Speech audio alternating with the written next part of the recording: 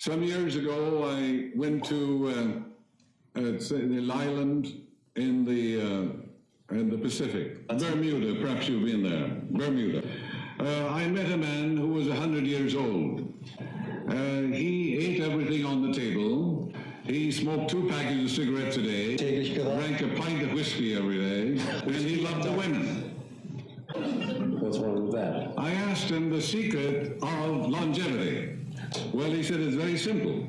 He said, I have no grudges, no peeves, no resentment, no hatred. Every time, he said, when I open my eyes in the morning, I say, this is the day the Lord hath made. Rejoice and be glad in it. Biblical. Then he said, I say for about 10 or 15 minutes every morning, the rejuvenating, revitalizing power of God Almighty flows through me like a golden river, vitalizing, transforming every atom of my being, so that every atom of my being dances to the rhythm of the eternal God. He found the secret of life. The secret of life is joy, inner peace, the invisible ingredient. In the National Geographic magazine, a worldwide magazine, there was an article some years ago by a professor from Harvard, a medical doctor, a distinguished scientist on nutrition. He went to the Hunza territory near Nepal, in the south of Russia. He found people 110, 135, and some 150 years of age. They all sit around the table, they drink vodka, all kinds of wonderful food. But he said their diet is contrary to all the laws of hygiene or diet that we know of in the Western world. They don't seem to know anything about the calories that we have established. He cites the story of one woman, 135 years old. She's smoking all the time. He said, how many cigarettes do you smoke? I said, 2 packages a day, she said. And then she has vodka for breakfast. And he said they had tumblers of wine for every meal. He said he had to drink so much wine he was drunk. He found some women and some men in the fields working, 120, 125 years old. What was the invisible ingredient? Inner peace, equanimity, serenity, goodwill, and the laughter of God, full of laughter. The only being in all the world who can laugh is man. The reason for that is that God placed it in man so he'd get rid of his arrogance and pride. It's the finest way in the world to release tension. Anyone can begin to synchronize with God's river of peace. A wonderful exercise every morning would be the Psalms of God. The greatest prayers in all the world are in the Psalms. Nothing in all the world equals them. There are certain Psalms that people all over the world have used. These Psalms prevented them from the mouth of lions, from shipwreck, so-called incurable diseases, mountainous deaths, and fires on the ship. These experiences are in what we call the Akashic record. Akashic record. It's a universal subconscious mind. In other words, these experiences of people all over the world are recorded, impregnated, indelibly written in the subconscious mind of the world, the universal subconscious. You know, it is written, there's nothing lost in all my holy mountain. Therefore, when you use these Psalms with reverence and adoration, with veneration for things divine, you're tapping the same experience that these people had. And people are protected in miraculous ways. It's far better, of course, to know the inner meaning. But even if you don't, you'll get marvelous results nevertheless. Here are the Psalms that you should use. 23rd, 27th, the 1st Psalm, the 91st, the 100th Psalm, and the 39th Psalm, and the 37th Psalm. Everybody needs it. And you'll find wonders happening in your life. I talked to a woman who was jaded and bored and frustrated. Did you ever hear a person say, I'm bored to death? That person is looking down on others. When you look down on others, you're looking down on yourself. You're demeaning and demoting yourself from all angles. Everybody is an epitome of the divine. This woman had pains and aches and conflicts. Where peace is, there is no pain. Where love is, there is no cancer. Peace and pain do not dwell together. Harmony and discord do not live together. When you say divine law and order governs my life, you can't be on a train that gets wrecked. For the simple reason, harmony and discord do not dwell together. You can't be in an old car that coughs and stops on the freeway. You can't be married to the wrong man, and you can't be broke.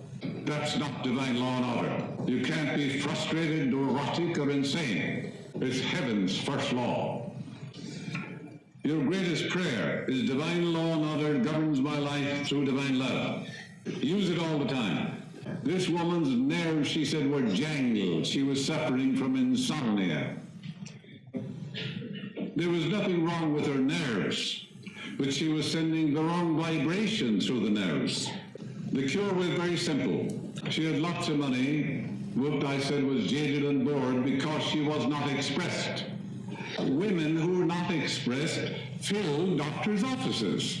Many women don't belong in the kitchen at all. They're artistic, they're musical, they're maybe singers and so on. They seek to express themselves. When the old man says you must stay home, it costs him a small fortune. He has to pay Dr. Freitag a lot of money. I'm trying to put him out of business. But that is so true. If the husband had any sense at all, he would know that if his wife doesn't express her inner talents, she'll become a neurotic, sick, or get some disease. This is why we have so many women in America who are silent drinkers. They're alcoholics. They're not expressed. You're here to release the inner powers and the talents within you. This woman was interested in music. She was also interested in flowers. I could go out and take a course on flowers and arrangements of flowers. Give lectures at women's clubs.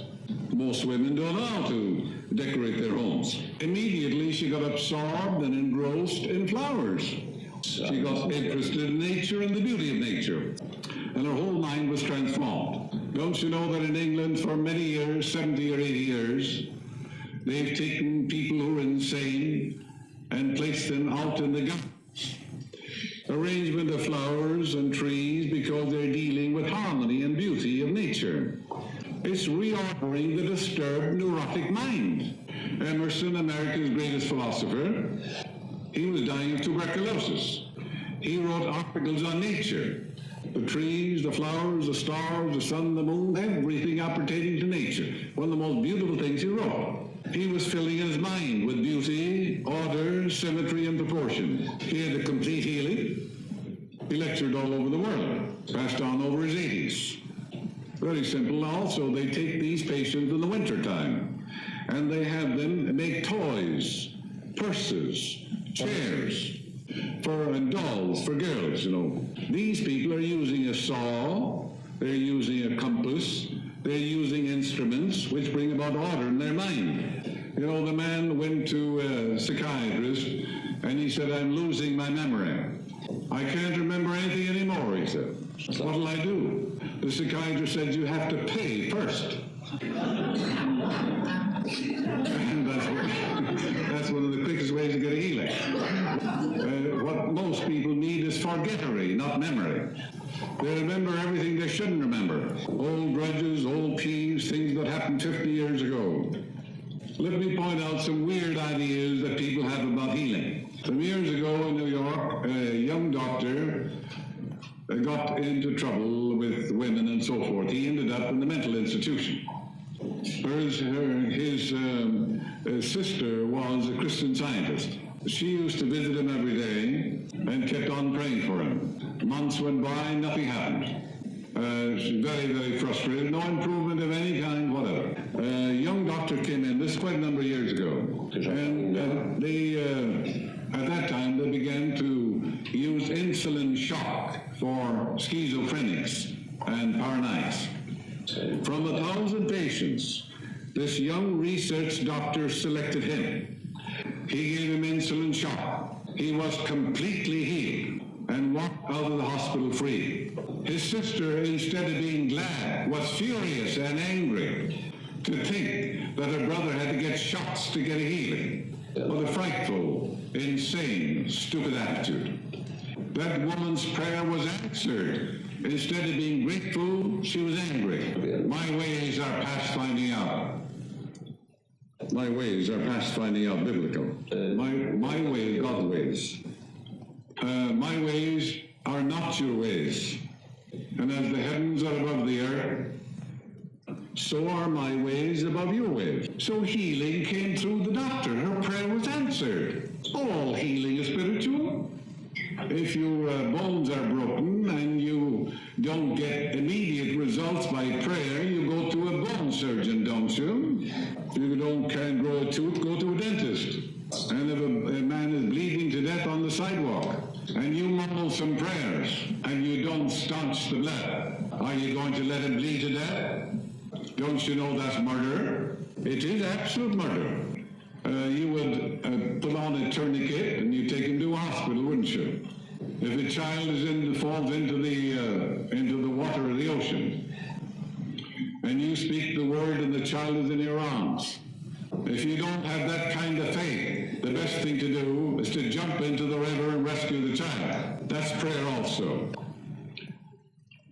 If you can go from here to Berlin and dematerialize your body and be there, I would suggest instead of walking, you take a bicycle or a car or an airplane. These truths are so simple, and there are crazy people let their relatives die rather than call a doctor or give medicine. It's absolute murder in the name of religion.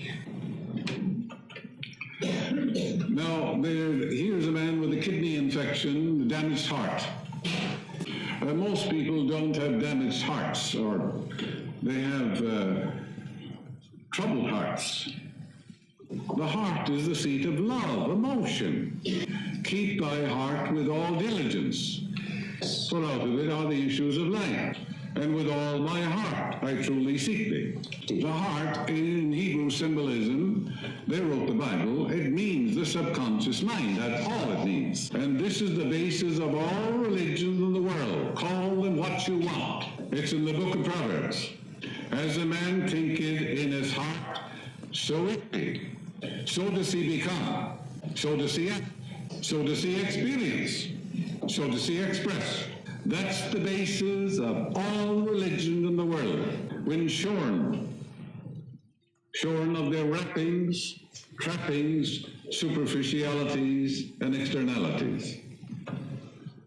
Wrappings, trappings, superficialities, externalities, creed, dogma, tradition.